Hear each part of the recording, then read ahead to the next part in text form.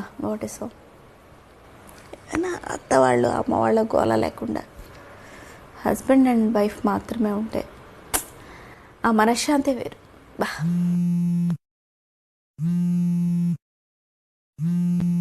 ఇంకెక్కడ శాంతి. అమ్మా చెప్పు. అమ్మా ఉద్యోగం అది చూసుకున్నావా? అంటే ఇంటర్వ్యూస్ ఇచ్చాను, ఫైనల్ కాల్ గురించి వెయిట్ చేస్తున్నా. బట్ అత్తయ్య వాళ్ళు ఇలా ఎంతకాలం అని వాళ్ళ మీద డిపెండ్ అయ్యేది? నీ కాళ్ళ మీద నువ్వు నిలబడవా? చదివించాం అంతంత పెట్టి ఎందుకు?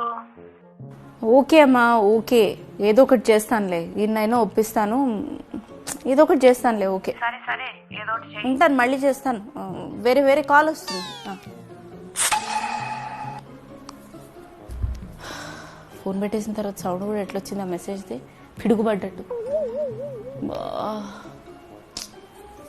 దొరికినప్పుడు చేస్తావు, లేకపోతే ఇంట్లో కూర్చుంటావు. చదివితే మాత్రం ఉద్యోగం చేయాలా?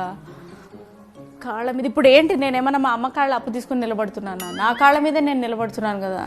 Silly notion.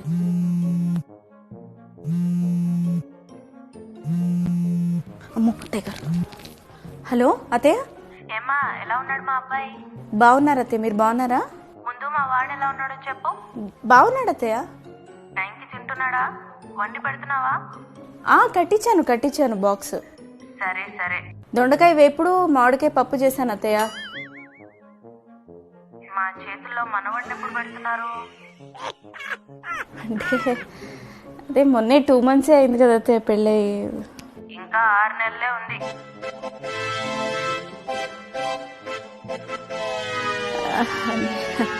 అలాగే అత్తయ్య.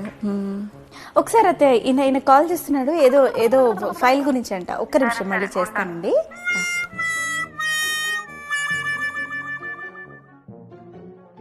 గట్టిగా అరవాలనుంది నాకైతే.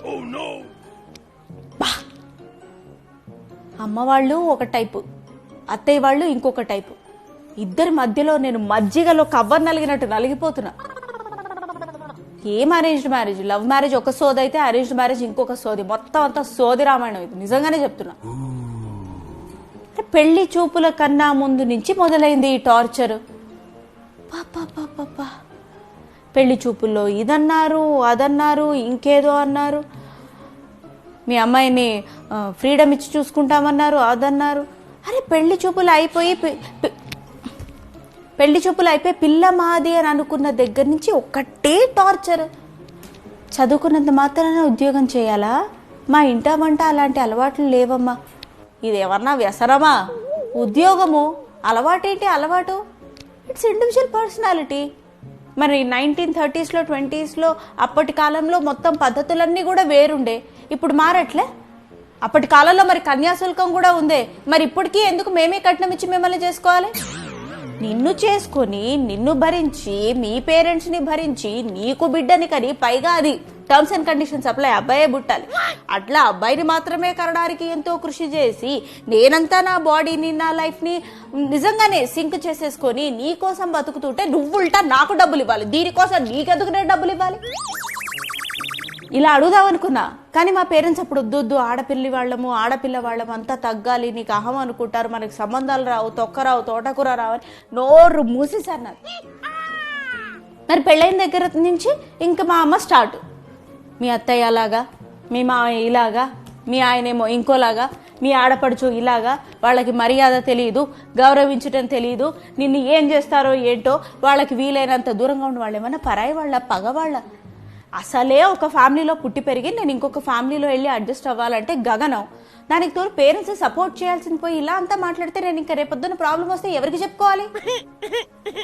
ఉద్యోగం చెయ్యి, ఇంత కష్టపడి నేను చదువు, మరి ఎందుకు అప్పుడు చదివించినప్పుడు నన్ను అప్పుడే ఉద్యోగం చేయనివ్వాల్సింది? ఇలా చదువు అయిపోతూనే 6 నెలలు ఇంటర్న్షిప్ అయిపోగానే ఆఘ మేఘాల మీద సంబంధం చూసి నాకు ఎందుకు పెళ్లి చేశారు? అప్పుడేమో పెళ్లి అనుకోవాలా, పెళ్ళైన తర్వాత ఉద్యోగం అని గోలా.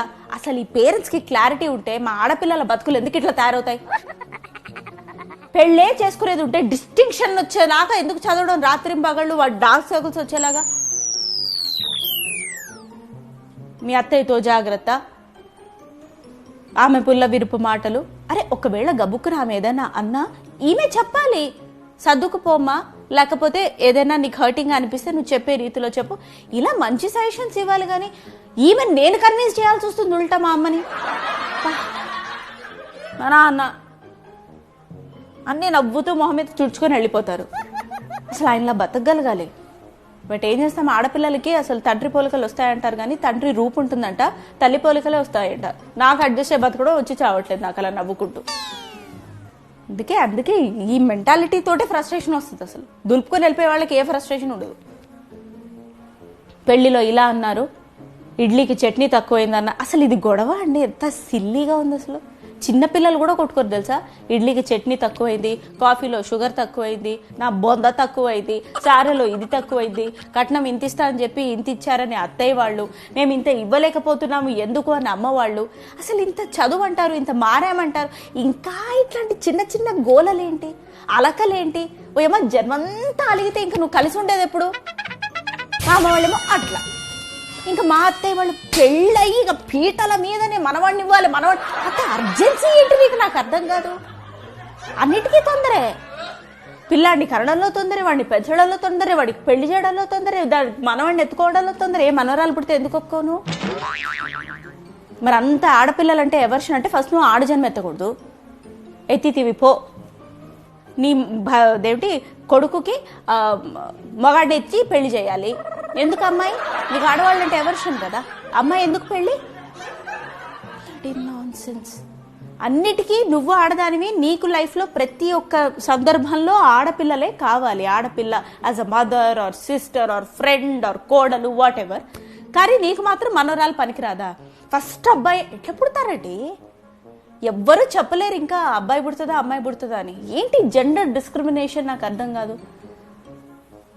కూతుర్ని ఒకలాగా చూస్తుంది, నన్ను ఒకలాగా చూస్తుంది. కూతుర్నేమో నెత్తిరెక్కించుకుంటుంది. మరి నేను ఒక ఇంటి కూతుర్నే కదా, అంత నెత్తిరెక్కించుకోవమని నేను ఎక్స్పెక్ట్ చేయట్లే. కనీసం మినిమం రెస్పెక్ట్ ఇవ్వచ్చు. చూడు ఇప్పుడు ఫోన్, మా వాడేలా ఉన్నాడు చెప్పు, మా బంగారం. నీకు అంత డౌట్ ఉంటే నీ దగ్గరే ఉంచుకోవాల్సిందే నీ బంగారాన్ని, నాకెందుకు ఇచ్చా? వాడికి పెట్టావా? తింటాడు, బయట కూడా తింటాడు. ఆ పెళ్లికి ముందు తినలేదా? ఇప్పుడు మాత్రం ఫ్రెండ్స్తో అని పార్టీస్కి వెళ్ళి తినిరారా ఈయన? బయట తింటే ఏమవుతుంది? అది ఏమన్నా విషయమా? సారీ చూసా, ఒకరోజు పెట్టాను, నాకు మాత్రము ఒకరోజు ఇంట్లో రెస్ట్ తీసుకోవాలనిపించొద్దా? పెళ్లిగా ఆగని ఇంకా ప్రతి పూట వంట చేసేసేయాలా? అప్పటికి సడన్గా ఎట్లా వస్తుంది మెచ్యూరిటీ? సడన్గా ఎట్లా వచ్చేస్తుంది అద్భుతమైన వంటగత్తేనా? నేను ఏమన్నా రెస్టారెంట్లో పనిచేశాను పెళ్లికి ముందు? అన్నీ అడగాలని ఉంటుంది నాకు మా అత్తయ్యను కూడా, కానీ మూసుకొని తిరగాల్సి వస్తుంది. ఆమె ఏమన్నా తక్కువ తినిందా? పెళ్ళప్పుడు మీ అమ్మ వాళ్ళు ఇలా చేశారు, అలా చేశారు, వడ్డాణంలో ఇన్ని గ్రాములు ఇస్తారన్నారు, నీ వడ్డాణం ఇన్నే ఇచ్చారు, లావయ్యారండి నేను. పెళ్ళి అని ఉబ్బిపోయి హ్యాపీనెస్కి అది మా అమ్మ వాళ్ళ తప్ప. వాళ్ళు జయించినప్పుడు అన్ని గ్రాములే ఉంది, పెళ్లి టైంకి కొంచెం టైట్ అయింది, దానికి ఏం చేస్తావు? బంగారం బంగారం బంగారం, ఇట్స్ జస్ట్ అ మెటల్. ఎందుకంత ఎంత దాన్ని పెళ్ళికి ఇంత బంగారం పెట్టాలి?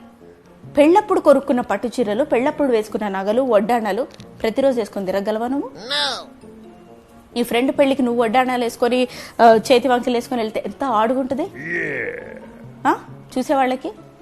నీ పెళ్ళికి తప్ప ఇంకా లైఫ్లో 1-2 సందర్భాలకు తప్ప ఇంకా దేనికి పనికిరాని ఆ నగలు కానీ, ఆ చీరలు కాస్ట్లీ డబల్ బార్డర్ ఇంత మధ్యలో ఇంతే ఉంటుంది బార్డర్, లెఫ్ట్ ఇంత బార్డర్. నా పెళ్లిపట్టు చీరలు అయితే ఓ అమ్మ 20,000 25,000. అసలు ఎందుకు పనికొస్తాయండి? ఎందుకు ఆర్భాటాలు హంగులు? I just wanted a register marriage. But మా ఆయన చెప్పా కదా, వాళ్ళ అమ్మ పోలిక ఆయన కూడా, నాకు ఇట్లా మ్యారేజ్ కావాలి, థీమ్ వెడ్డింగ్ కావాలి, ఇలా ఉండాలి అనేమో దేవరకన్నా నా పై నుంచి ఇట్లా దిగి రావడానికి. వాడు క్రేన్ కొంచెం మిస్ అయ్యితే, నడుము తిరుగుంటే మొత్తం పెళ్ళంతా మా అమ్మ వాళ్ళ చేత అంత ఖర్చు పెట్టించారు వీళ్ళు. అన్ని లక్షలు ఖర్చు పెట్టించినా వీళ్ళకి సాటిస్ఫాక్షన్ లేదు. నా పాయింట్ ఏంటంటే, వీళ్ళెప్పుడు క్రిబ్బింగే మా అత్తయ్య వాళ్ళు, మా అమ్మ వాళ్ళు కూడా ఎప్పుడూ క్రిబ్బింగే నా ప్రాణానికి. కాకపోతే వాళ్ళు ఇద్దరు కలిసి వాళ్ళు బాగానే ఉంటారు. వదిన గారు అన్నయ్య గారు అనుకుంటే మంచిగా ఉంటారు. మధ్యలో నన్ను ఇట్లా ఫోన్ ఈ టెక్నాలజీ ఎత్తేయాలనిపిస్తుంది. ఇది ఇంటర్న్షిప్ శాలరీతో కొనుక్కున్నాను కాబట్టి బతికి బట్ట కడుతున్నారు సుందాది. ఫోన్ ఉంది కదా అని చెప్పి ఊరికే న్యూసెన్స్ వంటలు చేసుకొని కూర్చుంటారు 11 దేని తోచదు. నేను ఒక దాన్ని దొరికా బక్కరా, నాకు ఫోన్ చేసి నన్ను దొబ్బుతారు. ఇది అది ఇప్పుడు పిల్లాడు పుడితే మాత్రం ఊరుకుంటారా? వాడిని అలా పెంచు ఇలా పెంచు అని ప్రతి ఒక్కళ్ళు సలహాలు ఇస్తే బాగానే ఉంటుంది, కానీ అది రుద్దే ప్రయత్నం చేయకూడదు. అరే నాకు కూడా బ్రెయిన్ ఉంది కదా. అసలు ఈ వీడియో నేను అందరికీ డెడికేట్ చేస్తున్నా. అత్తింటి వాళ్ళు పుట్టింటి వాళ్ళ మధ్య నలిగిపోతున్నాను అలాంటి ఆడపిల్లలందరికీ. సొల్యూషన్ ఉందా దీనికి? ఇప్పుడే స్టార్ట్ అయింది నాకు ఇంకా లైఫ్. ఇంకేం సొల్యూషన్? మొత్తం ప్రాబ్లమ్సే కనిపిస్తున్నాయి నాకు. ఎన్ని ప్రాబ్లమ్స్, మ్యాథ్స్ బుక్ లో ఉన్న ప్రాబ్లమ్స్ అన్ని నా లైఫ్ లోనే ఉన్నట్టు కనిపిస్తున్నాయి. దానికి తోడు మా ఆయన ఏం మాట్లాడు. అసలు ఆయన పాలిటిక్స్ లో చేరి ఉండాల్సింది. ఏమీ మాట్లాడు.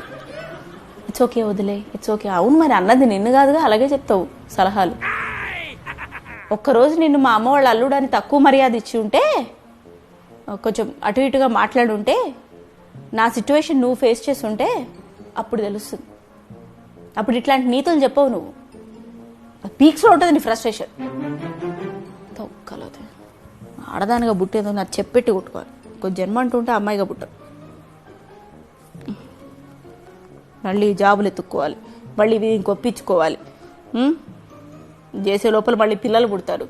వాళ్ళని ఎందుకు కన్నామో తెలీదు. అయితే అమ్మ వాళ్ళ ఇంట్లో లేకపోతే అత్త వాళ్ళ ఇంట్లో వదిలేసి మేము ఉద్యోగాలు చేసుకోవాలి. అసలు ఏంటి అసలు ఈ కన్ఫ్యూజ్డ్ లైఫ్ అర్థం కాదు. మమ్మల్ని మా అలా బతకనివ్వండి, మాకేం చేసుకోవాలో మా లైఫ్లతో తెలుసు. పెళ్ళిగాగానే పిల్లలు పుట్టాలంటే కుదరదు. అక్కడ ఇన్బిల్ట్ సాఫ్ట్వేర్ ఏం లేదు మాలో. కమాండ్ ఇట్లా ఇవ్వగానే పాస్ అయిపోయి కోడింగ్ అయిపోయి అన్నీ అయిపోవటానికి. It's a human body.